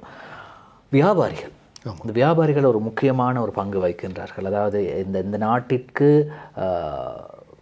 வருமானத்தை அல்லது வரி மூலமாக வரி செலுத்துவதன் மூலமாக இந்த நாட்டுக்கு வியாபாரிகள் மிகுந்த பங்கை வகிக்கிறார். ஆனால் நாங்கள் பொருளை வாங்கினால் தானே வியாபாரிகளுக்கு வரி செலுத்த முடியும். இப்படி இருக்கும்போது இந்த நடுத்தர மற்றும் சிறிய வியாபாரிகளது அவர்களுடைய நிதித்துறை சார்ந்து அல்லது அவர்களுடைய வியாபாரத்திற்கு இந்த வரவு செலவு திட்டத்தின் மூலமாக கிடைத்திருக்கக்கூடிய நன்மைகளை உண்மையாகவே இரண்டு சொன்னால் அந்த எமது நாட்டில் இந்த SME செக்டர் என்று சொல்லுவோம், சிறிய மற்றும் நடுத்தர உள்ளவர்கள் தான் கூடுதலாக இருக்கின்றார்கள். பெரிய நிறுவனங்கள் என்று சொன்னால் குறிப்பிட்ட அளவு தான் இருக்கிறார். ஆகவே எமது SME செக்டர் சிறிய மற்றும் நடுத்தர வியாபாரம் செய்வர்களை இனங்கிட்டு அவர்களுக்குரிய தேவைகளை அரசாங்கம் பூர்த்தி செய்வதன் மூலமாகத்தான் முழு நாட்டுடைய பொருளாதாரத்தை நிச்சயமாக கட்டியெழுப்பக்கூடிய முடியும் என்று பெறப்பட்டுள்ளது. அந்த வகையில் தான் அரசாங்கமானது நான் ஏற்கனவே சொன்னது போன்று ஒரு வகையான வரியை கூட அதிகரிக்கவில்லை. ஏனென்று சொன்னால் கடந்த அரசாங்கத்தினால் முன்மொழியப்பட்ட வரிகள் தான் இப்பொழுதும் சென்று கொண்டிருக்கிறது. இந்த அரசாங்கத்தினால் ஒரு வரி அவர்கள் பதவிக்கு வந்த காலத்திலிருந்து ஒரு வரியை கூட அவர்கள் குறைக்கவும் இல்லை, கூட்டவும் இல்லை. அதே ஒரு உண்மைய சாதனை. ஆகவே அந்த வகையில் நாம் பொதுவாக பார்த்திருப்போம், வரியை அதிகரிப்பார்கள். ஆகவே அந்த சிறிய மற்றும் நடுத்தரம் வியாபாரம் செய்வர்களுக்கு ஒரு நல்லொரு எதிர்காலம் இருக்கின்றது. இந்த அரசாங்கம் சொல்லுகிறார்கள், தாங்கள் வரியை அதிகரிக்க மாட்டோம், திடீரென்று அதிகரிக்க மாட்டோம் என்ற ஒரு நிலையான ஒரு போக்குத்தன்மையை உருவாக்கியுள்ளோம். ஆக அந்த நிலையான தன்மை மிகவும் முக்கியம். என்று சொன்னால் நாங்கள் வியாபாரம் செய்யும் பொழுது நாங்கள் பட்ஜெட் மற்றும் ஃபோகாஸ்ட் எதிர்வு கூறுகளை செய்வதன் வாயிலாகத்தான் எமது பொருளாதார இலக்குகளை அடைய முடியும். ஆகவே அந்த வகையில் ஒரு திறமையான ஒரு எதிர்கால திட்டத்தை, அதாவது கடந்த ஒரு வருஷத்துக்கு எந்த வகையான மாற்றமும் வராதென்ற ஒரு முன்மொழிவு வழங்கப்பட்டுள்ளது. அதன் மூலமாக எவ்வாறு வழங்கப்பட்டது என்று சொன்னால் வரியை தாங்கள் ஒரு வருஷத்துக்கு வரியில் மாற்றம் இல்லை என்று சொல்லிவிட்டார்கள். அதே நேரத்தில் இந்த தனி நபருக்குரிய டேக்ஸ் ஃப்ரீ அலவன்ஸ் என்று சொல்லுவோம். இவ்வளவுக்கு இப்போ இவ்வளவு காலம் 12 12 லட்சமாக இருந்தது. இப்பொழுது 18 லட்சம் வரையும் ஒரு தனிநபர் வருமானமாக பெற்றால் அவருக்கு வரி கட்ட தேவையில்லை. 18 லட்சம் வரையும் மாதம் 1.5 லட்சம், மாதம் 1.5 லட்சம் பெறுவது. ஆகவே அதை கூட அரசாங்கம் வந்து மாற்றம் குறைக்கவும் இல்லை. அதற்கு இப்பொழுது இருக்கின்ற 6, 12, 18, 20, 24, 30, 36 வீதத்தை கூட அதிகரிக்காமல் இருக்கின்றது. பொதுவாக வரவு செலவு திட்டத்தில் இந்த ஸ்லப் என்று சொல்லுவோம். இந்த கட்டமைப்பை மாற்றி அல்லது மாற்றம் செய்யப்பட்டு வரி அதிகரிக்கக்கூடும், அல்லது கட்டமைப்பில் மாற்றம் செய்யப்பட்டு வரியை அதிகரிக்கக்கூடிய சாத்தியக்கூறுகள் இருந்தது. ஆனால் அதை கூட அதிகரிக்கவில்லை. இது கூட இந்த சிறிய மற்றும் மத்திய எஸ்எம்இ செக்டர்ஸுக்கு வரப்பிரசாதமாக இருக்கின்றது. அதே நேரத்தில் இந்த தனியார் கம்பெனியாக, பிரைவேட் லிமிடெட் கம்பெனியாக பொதுவாக எல்லோரும் செய்கின்றார்கள். அதற்கு கூட ஒரு ஃப்ளட் ரேட்டாக 30 வீதம் தான் முன்மொழியப்பட்டுள்ளது. எஸ்எம்இ செக்டருக்கு வந்து அதாவது ஒரு இலங்கையிலிருந்து வெளிநாட்டு மூல வியாபாரம் செய்து அதன் மூலமாக ஃபாரின் கரன்சி இன்கம் கிடைத்தால் அதற்கு குறைந்த வீத வரியாக 15 வீதம் தான் செலுத்த வேண்டும். அது கூட ஒரு நல்லதென்றே கருதுகிறேன். என்று சொன்னால் மற்ற கம்பெனிகளுக்கு 30 வீதமாக இருக்கின்றது. ஆனால் இவ்வகையான அதாவது எக்ஸ்போர்ட் ஆஃப் சர்வீஸோ அல்லது எக்ஸ்போர்ட்ஸ் மூலமாக இருந்து எக்ஸ்போர்ட் ஆஃப் சர்வீஸ் செய்தால், உதாரணமாக ஒரு ஏற்றுமதி அதாவது சேவை சார்ந்த ஏற்றுமதியாக இருந்து அதன் மூலமாக வெளிநாட்டு வருமானம் பெற்றுக்கொண்டு இருந்தால் அவர்களுக்கு அதிக ஒரே ஃப்ளட் ரேட் 15%. ஆகவே இது கூட அந்த சிறிய மற்றும் நடுத்தர வியாபாரம் செய்வர்களுக்கு ஒரு எஸ்எம்இ செக்டருக்கு ஒரு சாதகமாகத்தான் கருதுகின்றது. ஆனால் எஸ்எம்இ செக்டருக்கு ஒரு கவனமாக இருக்க வேண்டும். நீங்கள் இவ்வளவு காலம் 60 மில்லியன் வரை வெட்டும் செலுத்த வேண்டியதில்லை எஸ்எஸ்சி நிச்சயமாக. ஆனால் இப்பொழுது அந்த லிமிட்டை 36 மில்லியனாக குறைத்து என்னென்னு சொன்னால் நான் உண்மையாகவே நன்றாகத்தான் பார்க்கின்றேன். ஏனென்று சொன்னால் உண்மையாகவே கட்ட வேண்டியவர்கள் வரியிலிருந்து கட்டாமல் தப்பித்து இருந்தார்கள். ஆனால் இனி பொதுவாகவே வரி செலுத்துபவர்களுடைய குறை என்னென்னு சொன்னால் வரி செலுத்துபவர்கள்லாம் பிரச்சனைக்கு முகம் கொடுக்கின்றார்கள். இனி இந்த மாற்றத்தின் மூலம் வரியில் இல்லாமல் இருப்பவர்கள் மிகவும் ஒரு குறுகிய பர்சன்டேஜாக தான் இருக்க போகிறார்கள். ஆகவே இனி வந்து எவ்வாறு ஒருவர் நேர்கள் எவ்வாறு ஒரு எலக்ட்ரிசிட்டியோ அல்லது வாட்டர் பில் கட்டுறீங்களோ அதே மாதிரி நீங்களும் வருங்காலத்தில் இந்த வெட்டையும் எஸ்எஸ்சியிலையும் கட்டப் போகின்றீர்கள். ஆகவே நீங்கள் அதை கூட நீங்கள் உள்வாங்கி அதை கூட நீங்கள் உள்வாங்கி அதற்கு ஏற்ற மாதிரி உங்களுடைய வாழ்க்கையை மாற்றி விடுவீர்கள். ஆகவே இனி வந்து வரி கட்டமைப்புக்குள் இல்லாதவர்கள் இருப்பவர்கள் என்ற ஒரு பாகுபாடு இருக்காது. எல்லோருமே ஒரு வரிக்குள் இருக்க போகின்றோம். இருப்பவர்கள் ஒரு சிஸ்டமேட்டிக்காக இருக்கும். உதாரணமாக நாங்கள் எப்படி எலக்ட்ரிசிட்டி பில் கட்டுறோம், எல்லோரும் கட்டுறோம். யாராவது அதை பற்றி குறை சொல்கிறோமா? இல்லை. எவ்வாறு நாம் எமது எலக்ட்ரிசிட்டி பில்லை குறைக்க முடியும்? எமது தேவைக்கு மாத்திரம் பாவித்துவிட்டு எவ்வாறு நாங்கள் இல்லாத சமயம் ஃபேனையும் ஏர் கண்டிஷனை சுவிட்ச் ஆஃப் பண்ணுகின்றோமோ அதே மாதிரி தான் இனி வியாபாரம் செய்பவர்களும் என்ன செய்ய வேண்டும் என்றால் தமது வியாபாரத்தை சாதுரியமான திட்டமிடல் மூலமாகத்தான் இனி வியாபாரத்தில் வர முடியும், உயர்வடைய முடியும். ஆகவே நான் ஏற்கனவே சொன்னது போன்று பொருளாதார கட்டமைப்பை அரசாங்கம் உருவாக்கியுள்ளார்கள். அதே போன்று இந்த தனி வியாபாரம் செய்வர்கள் எமது வியாபாரத்தில் சாதுரியமான திட்டமிடல் மூலமாக நாங்கள் எமது இலக்கை அடைய முடியும். இது ஏனென்று சொன்னால் இனி நாங்கள் எல்லோருமே இந்த கட்டமைப்புக்குள் வந்துவிட்டால் எல்லோருமே வரி செலுத்துபவர்களாக இருக்க போகிறார்கள். ஆகவே எல்லோருமே டிசிப்ளினாக இருக்க போகின்றோம். ஆக அந்த வகையில் நாம் நிச்சயமாக இதை ஒரு பாசிட்டிவ் மூவாகத்தான் எடுக்க வேண்டும். என்று சொன்னால் அரசாங்கத்தினுடைய கொள்கைகளை எப்பொழுதுமே பிழை கண்டுபிடித்து அவர்கள் சரியில்லை இவர்கள் சரியில்லை என்று சொன்னால் நாங்கள் வாழ முடியாது. அது நாங்கள் எவ்வாறு அதை ஏற்றுக்கொண்டு அதை புரிந்து கொண்டு அதற்கு ஏற்ற முறையில் எமது tax bend the law and break the law என்று இருக்கு. நாங்கள் பிரேக் பண்ணாமல் சட்டத்தை மீறாமல் பெண்ட் என்று சொன்னால் வளைந்து கொடுத்து எவ்வாறு அதுக்குள் இருக்கிற ஓட்டைகளை நாங்கள் இனங்கண்டு அதன் மூலமாக வரி சலுகைகளை பெற்று அதன் மூலமாகத்தான் எமது இலக்குகளையும் எமது லாபத்தையும் பெற்றுக்கொள்ள முடியும் ஒழிய அதன் மூலமாக நான் கேட்டுக்கொள்கிறேன். நீங்கள் ஒரு சிறந்த ஒரு நிதி மற்றும் வரி ஆலோசகர்கள் மூலமாக இதை பெற்றுக்கொள்வதன் மூலமாக உங்களுடைய அதாவது உங்களுடைய பொருளாதார இலக்குகளை அடைய முடியும். ஆகவே சிறிய மற்றும் நடுத்தரம் வியாபாரம் செய்வர்களுக்கு இது ஒரு நல்ல ஒரு முன்மொழிவாகத்தான் நான் பார்க்கின்றேன். இப்போ நான் என்ன கேட்க வந்தேன்னு சொன்னால் இப்போ 60 மில்லியன் என்று சொன்னால் 6 கோடி. ஆமாம், 60 மில்லியன். அது ஒரு வருடத்திற்கு. அதாவது ஒரு வருடத்திற்கு ஏற்கனவே வரி கட்ட வேண்டி இருந்தது 60 மில்லியன் உழைக்கக்கூடிய நிறுவனங்கள், டர்ன் ஓவர்ஸ் இருக்கக்கூடியவர்கள் கட்டாயமாக வரியும் எஸ்எஸ்சியிலும் அந்த கட்டமைப்புக்குள் வருவார்கள். இப்பொழுது அதை 3 கோடி 60 லட்சமாக குறைத்து 36 மில்லியன். அது ஒரு நாளைக்கு 1 லட்சத்துக்கு மேலே என்று சொல்லலாம். ஒரு மாசத்துக்கு 3 மில்லியன், ஒரு நாளைக்கு 30 ஆள் பிரிச்சால் கிட்டத்தட்ட 1 லட்சத்துக்கு மேலே வியாபாரம் செய்யலாம். யாரு தான் நீங்களே பார்த்துருக்கணும். 1 லட்சம் என்பது ஒரு தேங்காய் வியாபாரிகள் கீரைப்பிடி செய்வர்கள் கூட பெறப்போகிறார்கள். ஆகவே இனி வரி கட்டமைப்புகள் எல்லோரும் பெறப்போகிறார். நீங்கள் உதாரணமாக சொல்லுங்கள், நீங்கள் 1 யூனிட் பாவிச்சாலும் உங்களுக்கு எலக்ட்ரிசிட்டி மீட்டர் இருக்குது. அதே மாதிரி 100 யூனிட் பாவிச்சாலும் இருக்குது. அதே நேரம் நீங்கள் வீட்டை பூட்டி வைத்தாலும் உங்களுக்கு ஃபிக்ஸ் சார்ஜஸ் இருக்குது. அதே மாதிரி தான் மொபைல், நீங்கள் மொபைலை வேண்டி விட்டு நீங்கள் பாவித்தால் அதுக்குரிய சார்ஜ், இல்லாட்டி கூட ஒரு 300 ரூபாயோ 500 ரூபாயோ அந்த ரெண்டல் அதே மாதிரி தான் வரியும் இருக்க போகின்றது. அப்படி செய்வது வெளிநாடு முழுக்க அப்படித்தான் இருக்கு. அதான் அந்த நாடுகள் எல்லாம் அபிவிருத்தி அடைந்ததாகவும் நாங்கள் இன்னும் அபிவிருத்தி அடையாமல் இருக்கிறது காரணமே இந்த ஃபைனான்சியல் டிசிப்ளின் இல்லை. ஆனால் அந்த டிசிப்ளினே உண்மையிலேயே அது இல்லை என்பதை இந்த இடத்துல உறுதிப்படுத்த வேண்டி இருக்கின்றது. இப்போ ஒரு கடையிலே 2 லட்சம் வியாபாரம் நடக்கின்றது. ஆமாம். ஆனால் அவர் நிச்சயமாக 1 லட்சம் கட்ட போவதில்லை. அவர் கணக்கு அவர் காட்டார் 50,000 தான் நடக்கின்றது. ஆமாம். இவர்களை எப்படி நாங்கள் கண்டுபிடிப்பது? அங்கே 2 லட்சம் தான் நடக்கின்றதா இல்லை? நல்ல சிரமமான கேள்வி. ஆனால் அதற்கு கூட அரசாங்கம் இந்த வரவு செலவு திட்டம் சொல்லிட்டால் மிகவும் குறுகிய காலத்தில் டிஜிட்டல் மெக்கானிசம் கொண்டு வரப்போகிறது. இனி எல்லாம் இந்த பொஸ் மிஷின் வரப்போகுது. பொஸ் என்று சொன்னால் இனி அரசாங்கத்தினால் வழங்கப்பட போகின்ற அந்த இயந்திரத்தின் மூலமாகத்தான் இனி பற்றுச்சீட்டு வழங்கப்பட போகுது. அந்த பற்றுச்சீட்டில் இந்தியாவை எடுத்துக்கொண்டோம். இந்தியா ஜிபே அது மாதிரி அந்த வகை இந்தியாவில் எத்தனையோ பொருளாதார சனத்தொகை இருக்கக்கூடிய நாட்டில் கூட ஒரு இலகுவாக அந்த கட்டமைப்பு உள்வாங்கப்பட்டது. ஆகவே இலங்கையில் நான் நினைக்கிறேன் வார ஏப்ரல் அல்லது ஜூனுக்கு முதலாக முழுக்கவும் எலக்ட்ரானிக் இன்வாய்சிங் சிஸ்டத்தின் வருவதன் வாயிலாக வங்கிகள் கூட இணைக்கப்பட போகின்றது. என்ன செய்ய போகிறார்கள் இப்பொழுதே பார்த்துருப்போம். நீங்கள் டேக்ஸை கூட ஆன்லைனில் பே பண்ணலாம்.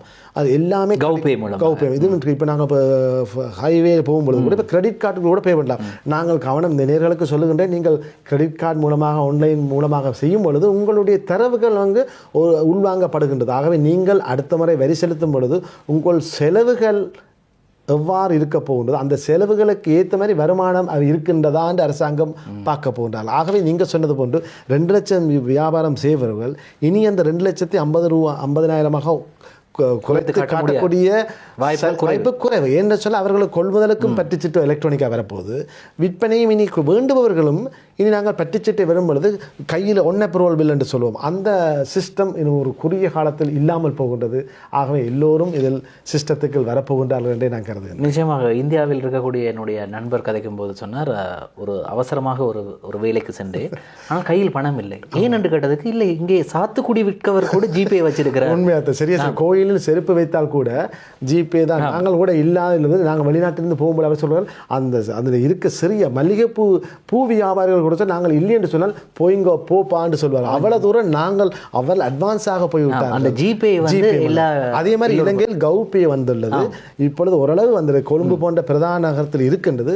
நான் நினைக்கிறேன் மிகவும் குறுகிய காலத்தில் வரப்போகின்றது. முழு நாட்டுக்கும் இது வரப்போகுது. ஆகவே அந்த இந்தியாவில் இருக்கக்கூடிய அந்த முறை ஜிபே மூலமாக நீங்கள் ஒரு தொகை பணத்தை செலுத்த வேண்டும் என்றால் உங்களுக்கு கண்டிப்பாக பேன் கார்டு இருக்க வேண்டும், ஆதார் கார்டு. அதே தான் இங்கே டின் பேன் இங்கே டின் என்று சொல்லுவோம். இப்போ இனி நான் பார்த்துருப்போம், வாகனம் இறக்குமதி செய்யும் பொழுதும் அல்லது நீங்கள் ஒரு வீட்டுக்கு பிளான் பண்ணும் பொழுதும் அல்லது நீங்கள் எந்த தேவைக்கும் நீங்கள் TIN number, TIN and tax identification, அந்த ஐடென்டிஃபிகேஷன் நம்பர் இல்லாமல் நீங்கள் ஒன்றும் செய்ய முடியாது. வங்கி கணக்கை கூட்டி ஓப்பன் பண்ண முடியாது. ஒரு பிள்ளைகளுக்கு கூட 18 வயதுக்கு மேற்பட்டவர் அனைவரும் அந்த டின் நம்பரை பெற வேண்டும். அந்த டின் நம்பர் என்று சொன்னால் அவர்களுடைய தரவுகள் சென்ட்ரல் சிஸ்டத்துக்குள் உள்வாங்கப்பட போகின்றது. ஆகவே அந்த சென்ட்ரல் சிஸ்டத்தை உள்வாங்கப்பட்டால் நிச்சயமாக நாங்கள் அனைவரும் ஒரு ஸ்ட்ரக்சர்டு எக்கனமியாக வரப்போகின்றோம்.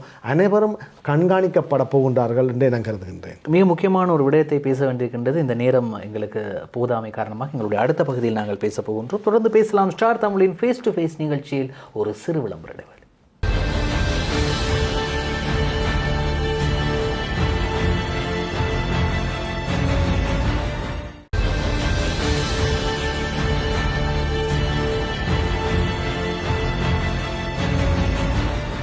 ஸ்டார் தமிழின் ஃபேஸ் டு ஃபேஸ் நிகழ்ச்சி தொடர்கிறது. இன்றைய ஃபேஸ் டு ஃபேஸ் நிகழ்ச்சியில் பட்டய கணக்காளரும் வரி மற்றும் முகாமைத்துவ ஆலோசகரும் அதே போன்று ஏஜிஎஸ் சர்மா அண்ட் கம்பெனியின் நிர்வாக முகாமைத்துவ இயக்குனரும் அதே போன்று ஏஜிஎஸ் சர்மா என்றாலே பட்டய கணக்காளர் துறையிலே மிக தேர்ச்சி பெற்ற ஒருவர். எனவே அவர் இன்று எமது நிகழ்ச்சிக்கு வந்திருப்பது எமக்கு கிடைத்த மிகப்பெரிய ஒரு பாக்கியமாக நாங்கள் கருதுகின்றோம். எனவே ஏஜிஎஸ் சுவாமிநாதன் சர்மா அவர்களோடு நாங்கள் பேசிக்கொண்டு இருக்கின்றோம்.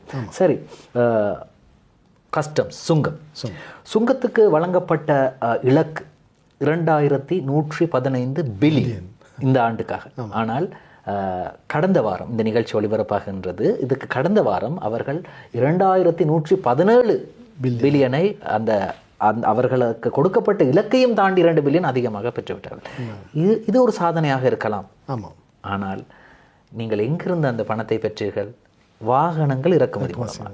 இப்போ இந்த வாகனங்கள் இறக்குமதி மூலமாக பெற்று வாகனங்களுக்கு அதிகமான வரி செலுத்துவதன் மூலமாக தான் அந்த பணம் உங்களுக்கு வந்தது. ஆனால் சாதாரண ஒரு ஏழைக்கு அந்த பாக்கியம் இல்லாமல் போய்விட்டது. காரணம், வாகனங்கள் விலை அதிகரித்தது, வரி கூட்டப்பட்டது. ஆமாம். எனவே இந்த சுங்கத்துக்கு கிடைத்த இந்த லாபத்தை கூட நாங்கள் நான் குறிப்பிடுவது மக்கள் ஏற்றுக்கொள்ள முடியாத அவர்கள் சொல்றார்கள், என்னையா அவங்க வாகன வரியை அதிகரித்து தானே அந்த இலக்கை எட்டுனாங்க, அப்போ எங்களுக்கு ஒரு கார் வாங்க முடியலை என்று ஒரு சாதாரண ஒரு இலைக்கோ நடுத்தர குடும்பத்துக்கு ஒரு கார் வாங்கக்கூடிய ஆசை இல்லாமல் போய்விட்டது. இதை நீங்கள் ஒரு பட்டய கணக்காளராக எப்படி பார்க்கின்றீர்கள்? நல்ல கேள்வி. என்று சொன்னால் மக்களுக்கு சேருமுகமாக தான் இந்த நிகழ்ச்சியை போகுது. ஆகவே இந்த மக்கள் உண்மையாகவே இந்த வாகனத்தின் நீங்கள் சொன்னபோது இந்த சுங்கத்து அதிகாரிகளுக்கு வாழ்த்தை தெரிவித்துக் கொள்கின்றேன். என்று சொன்னால் சுதந்திரம் அடைந்த பின்பு முதல் தரமாக இந்த இலக்கை இன்றைய பார்த்தோம்னால் இன்னும் இந்த மாதம் முடியவே 2 கிழமை இருக்கின்றது. அடுத்த டிசம்பர் மாதம் முழு மாதமும் இருக்கிறது. ஆக நிச்சயமாக அவர்கள் இலக்கை தாண்டி விடுவார்கள். அவர்கள் போனஸ் கூட பெறப்போகிறார்கள். அவர்களுக்கு வாழ்த்து, அரசாங்கத்துக்கும் வாழ்த்து. ஆனால் நீங்கள் கேட்ட கேள்வி இதன் மூலமாக மக்கள், ஆனால் நாங்கள் ஒன்று கவனிக்க வேண்டும். இந்த முறை அரசாங்கம் பல 3 வருஷங்களுக்கு வாகன இறக்குமதியை நிறுத்தி வைத்திருந்தார்கள். அந்த வாகன இறக்குமதியை நிறுத்தி வைப்பதன் மூலமாக எமது பொருளாதார சுழற்சியை அரசாங்கம் ஒரு ஆர்டிஃபிஷியலாக செயற்கையாக நிறுத்தி வைத்துள்ளார்கள். என்று சொன்னால் ஒரு பொருளாதாரம் என்று சொன்னது முழுவதும் இயங்க வேண்டும். இயங்குவதன் மூலமாகத்தான் அந்த சைக்கிளிக்கல் எஃபெக்ட் வரும். உதாரணமாக ஒரு வாகனம் வந்தால்தான் அது ஸ்பேர் பார்ட் செய்பவர்களுக்கு வியாபாரம் வரும், ஏர் கண்டிஷன் செய்பவர்களுக்கு வியாபாரம், ஒரு டிங்கரிங் வேலை செய்பவர்களுக்கு வியாபாரம். ஆகவே இந்த வாகனம் வெளியே வர வேண்டும், வாகனம் வர வேண்டும். ஏன்னு சொன்னால் வாகனம் வேண்டுபவர்கள் யார்? நிச்சயமாக எப்பொழுதுமே பணக்காரர்கள். ஆகவே இந்த நீங்கள் சொன்னது போன்று இறக்குமதி சுங்கம், இம்போர்ட் டியூட்டி யாருக்கு கூட்டப்பட்டுள்ளது? ஏழைகளுக்கு இல்லை, வேண்டுகின்ற பணக்காரர்களுக்கு. ஆகவே அரசாங்கம் வேணுமென்று தான் கூட்டியுள்ளார்கள். என்று சொன்னால் அவர்கள் ஏற்கனவே பணக்காரர்கள், அவர்களால் முடியும் என்ற நோக்கத்திற்காக வாகனத்தை கூட்டி அவர்கள் மூலமாக வருமானத்தை மிகவும் சாதுரியமாக பெற்றுக்கொண்டனர். இப்பொழுது நாம் பார்க்க வேண்டும், சிறிய மற்றும் நடுத்தர போன்றவர்களுக்கு எவ்வாறு பிரயோசனம் என்று சொன்னால், அந்த வாகனம் வந்தால்தான் அதற்கு நான் சொன்னது போன்ற பல வேலைகள் வரப்போகின்றது. உதாரணமாக ஒரு டிங்கரிங் வேலை செய்வர்கள், பெயிண்டிங் வேலை செய்வர்கள், அந்த பட்ச் செய்கிறவர்கள், வாகனத்தை கிளீனிங் செய்கிறவர்கள், மற்ற அந்த வாஷ் பண்ணுறவர்கள், அவர்களுடைய சிறிய வியாபாரம் இதன் மூலமாக இன்னும் கூட போகின்றது. ஆகவே அரசாங்கம் ஒரு பொருளை ஒரு வாகனம், அதாவது பொருளாதார செயற்திட்டத்தை செய்வதன் மூலமாகத்தான் சிறியவர் ஒரு கோயில் திருவிழா நடந்தால், ஏனென்று சொன்னால் கோயில் திருவிழா நடக்க வேணும், நடந்தால்தான் இந்த ஊரே செழுமையாக வரும். அதே போன்று தான் இந்த இறக்குமதியை சுழற்சியை செய்வதன் மூலமாக மற்ற சிறிய நிச் மார்க்கெட் என்று சொல்லும் அந்த துறை கூட வருமானம் வரப்போகுது. அந்த வகையில் தான் அரசாங்கம் இது மறைமுகமாக சிறிய மற்றும் நடுத்தர SME செக்டருக்கு உதவியுள்ளார்கள். அடுத்ததாக நாங்கள் பார்க்க வேண்டும், அந்த சுங்கம் தமது இலக்கை அடைந்து விட்டார்கள். மக்களுக்கு என்ன வரப்போகுது என்று சொன்னால், நிச்சயமாக எமது நாடு பொருளாதாரத்தில் ஒரு இலக்கை அடைந்துள்ளார்கள். அதாவது பொருளாதார இலக்கை, வருமான இலக்கை சுங்கத்தின் மூலமாக அடைந்துள்ளார்கள். ஆகவே அரசாங்கத்தினுடைய கொள்கை மூலமாக வரி வருமானம், இதுவும் ஒரு இறக்குமதி வரி வருமானம் அடைந்து விட்டால் நிச்சயமாக அரசாங்கம் அந்த நிதி மூலமாக, இப்பொழுது பார்த்திருப்போம், திரைசேரியில் பணம் பொங்கி வழிகின்றது, நிரம்பி வழிகின்றது. அதை எதிர்கட்சியைச் சேர்ந்த அரசியல் சில. ஆகவே அந்த சலுகைகளை நிச்சயமாக அரசாங்கம் இனி வழங்கத்தான் போகுது. எவ்வாறு வழங்க போகுது என்று சொன்னால், பாரிய பொருளாதார செயல் திட்டங்களை கொண்டு வரப்போகின்றார்கள். மக்களுக்கு போய் சேரக்கூடிய திட்டங்களை கொண்டு வரப்போகின்றார்கள். ஒவ்வொரு கிராமங்கள், ஒவ்வொரு பின்தங்கிய இடங்களை அபிவிருத்தி அடைய செய்ய வேண்டும். ஏன்னு சொன்னால், நாங்கள் கடனை பெற்று செய்வதில் பலனில்லை. எமது நாட்டில் கிடைக்கின்ற வருமானத்தின் மூலமாக செய்வதன் வாயிலாகத்தான் உண்மையான பொருளாதார வளர்ச்சியை காண முடியும். நாங்கள் கடனை பெற்று எமது நாட்டில் அபிவிருத்தியை செய்வோமானால் அந்த கடனை கூட கடனுக்கான வட்டியை கூட செலுத்த முடியாத இந்த பாரிய பொருளாதார சீரழிவில் இருந்தோம். ஆனால் இந்த முறை மூலமாக இந்த அரசாங்கத்தின் இலக்குகளை அடைவதன் மூலமாக நிச்சயமாக முழு நாட்டில் உள்ள வியாபாரம் செய்வர்கள், அதாவது பாகுபாடின்றி உயர்ந்த வியாபாரம் செய்வர்களாக இருக்கலாம், அதே போன்று சிறிய ஒரு வியாபாரம் செய்வர்களுக்கு கூட ஒரு நன்மை வரப்போகின்றது. இதன் மூலமாக அரசாங்கம் இந்த தேவைகளை, அரசாங்கத்தினுடைய சலுகைகள் கிராமம் நோக்கிய, வீடு நோக்கிய பயணமாக இருக்க போன்றது. அந்த வகையில் அரசாங்கத்துடைய வெற்றி மக்களுடைய வெற்றியாக இருக்கும் என்று நான் கருதுகின்றேன். நிச்சயமாக. அடுத்ததாக 2020 நீங்கள் என்னதான் சுங்கத்திலே நாங்கள் இலக்கை எட்டுவிட்டோம் என்று அரசாங்கம் சொல்கின்றது, அதே போன்று நாங்கள் 2022 கோவிடுக்கு பிறகு 2023 24 பொருளாதாரத்திலே சரிவடைந்து, அதாவது சிங்களத்திலே சொல்வார்கள் வங்குரோத்தடைந்த நாடாக நாங்கள் மாறிய போது மீண்டும் நாங்கள் அதை மீண்டு வந்து விட்டோம் என்று ஜனாதிபதி கூறுகிறார். ஆனால் எதிர்க்கட்சிகள் கூறுகின்றது, சரி நீங்கள் எல்லாம் சரி, 2028 நீங்கள் சர்வதேச நாணய நிதிய கடனை எப்படி செலுத்தப் போகின்றீர்கள்? ஆமாம், அந்த கேள்வியிலே வந்து நாங்கள் நிற்கின்றோம். நீங்கள் விடுவதாக இல்லை, மக்களுக்கு உண்மையாக நல்லது. இப்படி இருந்தால் தான் மக்கள் நீங்கள் அவர்களுடைய கேள்வி. ஆமாம், அதான் அதன் மூலமாகத்தான் அந்த மக்களுக்கு இந்த நிகழ்ச்சி ஒரு பிரயோசனமாக இருக்கும். நல்ல ஒரு கேள்வி. என்னென்னு சொன்னால், நாங்கள் எவ்வளவுதான் எமது தேவையை ஓரளவு பூர்த்தி செய்தாலும் 2028 நிதர்சனமான உண்மை, நாம் எமது கடனை அடைக்க வேண்டும். ஆகவே அந்த இலக்கை அடைவதை நோக்கியமாகத்தான் நமது பயணம் இருக்கின்றது. ஆகவே நான் நிற்கின்றேன், அரசாங்கம் வந்து ஓரளவு சரியான பாதையில் போகின்றது. நிச்சயமாக இந்த வகையில் பொருளாதாரம் சென்றால் நாங்கள் முழு தொகையை கூட அடைக்க முடியாது போனால் கூட கடன் கொடுத்தவர்களுடைய குட் புக்ஸ் என்று சொல்லுவோம், அவர்களுடைய நன்மதிப்பை பெற்று விடுவோம். ஆகவே நாம் ஒரு எம்மால் கொடுக்கக்கூடிய நிலையை நாம் உருவாக்கியுள்ளோம். ஆகவே 26 இருக்கின்றது, 27 இருக்கின்றது, ஆக இன்னும் 2.5 வருஷம் இருக்கின்றது. நிச்சயமாக இதே மாதிரி மக்களும் அரசாங்கமும் ஒரு டிசிப்ளினாக இருந்தது. நாங்கள் அரசாங்கத்தை உண்மையாக வாழ்த்து தெரிவிக்கிறேன், சப்போர்ட் பண்ண வாழ்த்து தெரிவிக்கின்றேன். நிகழ்ச்சி நேர்கள் அனைவருக்கும் தெரியும், அரசாங்கம் வந்து ஒரு செலவை கூட வீண் விரயமாக செய்யவில்லை. சுதந்திர தின நிகழ்வாக இருக்கலாம், அல்லது ஜனாதிபதி பட்டமளிப்பு நிகழ்ச்சியாக இருக்கலாம், அல்லது அரச விழாக்களாக இருக்கலாம், ஒரு நிகழ்ச்சியில் கூட ஆடம்பர செலவுகளை இல்லாமல் செய்து ஒரு பேசிக் செலவில் மூலமாக தான் ஒவ்வொரு நிகழ்வுகளும் நடைபெறுகிறது. உண்மையாகவே ஒரு எடுத்துக்காட்டு. ஆகவே அரசாங்கம் வந்து தனது டிசிப்ளினை காட்டியுள்ளார். ஆகவே மக்கள் கூட இப்பொழுது தமது டிசிப்ளினை காட்டி வருவதன் மூலமாகத்தான் அரசாங்கத்தினுடைய திறசேரியில் பொங்கி வழிகின்றது பணம். ஆகவே நிச்சயமாக ஒரு நல்லொரு பேஸை அரசாங்கம் உருவாக்குகின்றார்கள். ஆகவே நாங்கள் நம்ப வேண்டும் என்று சொன்னால், நாம் தான் இலங்கையர்கள், நாம் தான் இங்கே வாழ்கின்றோம், நாங்கள் தான் இலங்கை, அரசாங்கம் வேறு நாங்கள் வேறு இல்லை, இதுதான். ஆகவே நிச்சயமாக 28 முழுமையாக எம்மால் செலுத்த முடியாது போனால் கூட, ஆனால் நாங்கள் நிச்சயமாக ஒரு பாரிய ஒரு தொகையை செலுத்துவதன் வாயிலாக பாரிய பொருளாதார சீரழிவிலிருந்து, அதாவது வங்குரோத்து, அதாவது எமது நாட்டுக்கு இனி கடன் கொடுக்க மாட்டோம் என்று சொல்லுவர்கள் உண்மையாக உலகத்தில் ஒரு சாதனை. இவ்வளவு தூரம் சரிந்த பொருளாதாரத்தை ஒரு மிக குறுகிய காலத்தில் நாம் கட்டி எழுப்பியுள்ளோம் என்று இலங்கை நாட்டை நோக்கி அனைவரும் வியந்து இன்று பார்த்திருப்போம். வெளிநாட்டிலிருந்து வருகின்ற டூரிஸ்ட் பார்த்துருப்போம், வெளிநாட்டிலிருந்து சுற்றுலா பயணிகளாக இன்று 2 மில்லியனை தாண்டி உள்ளார்கள். இது பாரியர். ஏனென்று சொன்னால், நமது நாட்டில் வந்து ஒரு குறுகிய காலத்தில் ஒரு நல்ல ஒரு நிலைக்கு வந்துள்ளது. இப்பொழுது ஃபர்ஸ்ட் ப்ரிஃபரன்ஸ் பிளேஸாக இலங்கை தான் இருக்கிறது. ஆகவே நாங்கள் நிச்சயமாக நம்புவோம், நம்மால் முடியும், நாமும் இதை அடைந்து இந்த பாரிய பிரச்சனையிலிருந்து தப்ப முடியும் என்றே நான் கருதுகின்றேன். நிச்சயமாக. அடுத்ததாக இன்னும் ஒரு முக்கியமான விடயம், நாட்டிலே அனைத்து நாங்கள் முதலில் பேசினோம், நாட்டில் அனைத்து விடயங்களையும் டிஜிட்டல் மயப்படுத்துதல். அதுதான் இந்த அரசாங்கத்தின் பிரதான நோக்கமாக இருக்கின்றது. சகல விடயங்களையும் டிஜிட்டல் மயப்படுத்தும் போது இங்கே நாங்கள் குறிப்பிட்டது போன்று யாருமே அரசாங்கத்தை ஏமாற்ற முடியாது. காரணம், அனைத்து பரிவர்த்தனைகளும் அங்கே டிஜிட்டல் மயமாக்கப்பட்டால் நிச்சயமாக நீங்கள் வரி கட்டியே ஆக வேண்டும். எனவே இந்த நிகழ்ச்சியை பார்த்து கொண்டிருக்கக்கூடிய எங்களுடைய ரசிகர்கள், எங்களுடைய மக்கள், இலங்கை மக்களுக்கு, நேர்களுக்கு நீங்கள் என்ன அறிவுரை சொல்ல போகின்றீர்கள்? ஒரு பட்டய கணக்காளராக நீங்கள் என்ன சொல்ல போகின்றீர்கள்? உங்களுடைய தொழிலை நான் குறைத்து மதிப்பில்லை. சில வாடிக்கையாளர்கள், உங்களுடைய வாடிக்கையாளர் வருவார்கள், வந்து சொல்வார்கள், ஐயா எனக்கு 50 லட்சம் எனக்கு வருமானம், 25 லட்சம் காட்டுங்களா? அப்படித்தானே? அது தொழில் ரகசியம். ஆனால் இந்த நிகழ்ச்சியை பார்த்து கொண்டிருக்கக்கூடிய ஒரு வியாபாரி இதை பார்த்து கொண்டிருக்கின்றார். அவர் நாங்கள் குறிப்பிட்டது போன்று வருடத்திற்கு 10 கோடிக்கு மேல் உழைக்கிறார். ஆனால் அவர் கணக்கு காட்டுவது இல்லை. அவருக்கு நீங்கள் என்ன அறிவுரை சொல்ல போகின்றீர்கள்? நான் சொல்றது, இனி வருங்காலத்தில் நீங்கள் கடந்த காலம், பாஸ்ட் இஸ் பாஸ்ட், இனி அந்த பொற்காலம் போய்விட்டது என்றே நான் முதல் சொல்ல போகிறேன். நீங்கள் எதையுமே அவுட் ஆஃப் புக்ஸாக வைக்க வேண்டாம். உதாரணமாக நீங்கள் ஒரு பஜ்ரோ ப்ராடோ வச்சுருந்தாலோ, ஒரு 5 வீடு வைத்திருந்தாலோ, அல்லது 10 ஃபிக்ஸ்ட் டிபாசிட் 25 ஃபிக்ஸ்ட் டிபாசிட் இருந்தால் நீங்கள் ஒழிக்க வேண்டாம். அதாவது ஒன்றுமே ஒழிக்க வேண்டாம், காட்டுங்கள்.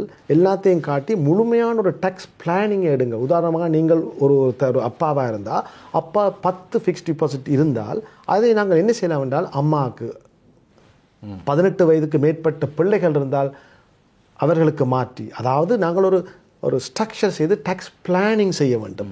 ஆகவே நீங்கள் இனி ஒழித்தாலும், உதாரணமாக நான் சொல்லுகிற நேர்களுக்கு சொல்லுகின்றேன், நீங்கள் வங்கி கணக்கு ஃபிக்ஸ்ட் டிபாசிட் வைத்து 20 ஃபிக்ஸ்ட் டிபாசிட், ஒரு 10 ஃபிக்ஸ்ட் டிபாசிட்டை வைத்து இவ்வளவு காலம் நீங்கள் காட்டாமல் கூட இருந்திருக்கலாம், அல்லது ஒன்றை கூட காட்டியிருக்கலாம். ஆனால் இப்பொழுது அப்படி நீங்கள் ஒழித்தாலும் அந்த டின் நம்ம கேவைசி என்று சொல்லுவோம். ஒரு ஃபிக்ஸ்ட் டிபாசிட்டையோ ஒரு வங்கி நடைமுறை கணக்கு செய்யும் பொழுது நாங்கள் கேவைசியை நோ யுவர் கஸ்டமர் ஃபார்மை ஃபில் பண்ணுகின்றோம்.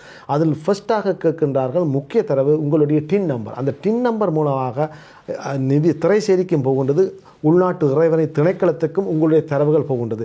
நீங்கள் கொடுக்காமலே உங்களுடைய வங்கி கணக்கு அவர்களுக்கு இருக்கிறது. அங்கே அதிகாரிகள் நீங்கள் கொடுக்க தேவையில்லை, அவர்களுடைய நீங்களுடைய கேவை டின் நம்பரை போட்டு விட்டாலே அவர்களுடைய தரவு வரப்போகும். ஆகவே அவர்கள் சொல்ல போகிறார்கள், இவ்வளவு கணக்கு இருக்கிறது, இவ்வளவு டேக்ஸ் கட்ட வேண்டும், இதற்கு கட்டி இருக்கிறீர்களா, இதுக்கு நீங்கள் கொடுத்திருக்கிறீர்களா, இல்லை என்று சொன்னால் முதல் வழக்கு போட போகின்றார்கள். என்று சொன்னால் பிழையான தரவுகளை கொடுத்தால் அதுக்கு ஒரு பனிஷ்மெண்ட் இருக்குது, அதுக்கு ஒரு பெனல்ட்டி இருக்குது, அதுக்கு ஒரு இன்ட்ரெஸ்ட் இருக்குது. ஆகவே அதற்கு ஒரு பிறகு நீங்கள் வரி கட்டாத இடத்தில் வரி இனி சிஸ்டம் தான் ஜென்ரேட் பண்ணப்போது. நான் நினைக்கிறேன் இந்தியா போன்று இலங்கையிலும் வருங்காலத்தில் யார் உதாரணமாக சொன்னால் இன்கம் டேக்ஸ் ஆஃபீஸர், இப்போ எனக்கு தெரியும் ஒரு ஒரு ஒரு எக்ஸ் என்றிருந்தால் எனக்கு தெரியும் எவ்வாறு பிரச்சனையை கையாளுவதும் விட இந்த எக்ஸை கையாண்டாலே பிரச்சனை தீர்ந்துவிடும். இனி வருங்காலத்தில் யார் என்ன கேள்வி கேட்க போனார்கள்னு தெரியாது. என்ன சொன்னால் எல்லாம் ஜூம் மீட்டிங்காக இருக்க போன்றது, எல்லாம் ஒரு ஆன்லைன் பிளாட்ஃபார்மாக வரப்போன்றது. எந்த உதாரணமாக நாங்கள் கொழும்பில் செய்தால் கொழும்பு உள்நாட்டு இறைவனை திணைக்களம் தான் கேள்வி இருக்கும். இனி வருங்காலத்தில் அது கொழும்பில் இருக்காது, குருநாகலாக இருக்கலாம் அல்லது அனுராதபுரமாக இருக்கலாம். ஆகவே கேள்வி கேட்பவர்களுக்கு தெரியாது யாரிடம் கேள்வி கேட்கின்றார்கள் என்று. அதாவது வரி செலுத்துவர்களுக்கு தெரியாது எந்த அதிகாரிக்க போகின்றது. ஆகவே யார் இதை அந்த கேள்வியை யார் பரிசீலிக்க போகின்றார்கள் தெரியாது. அந்த பரிசீலித்ததை திரைசேரி கண்காணிக்க போகின்றது.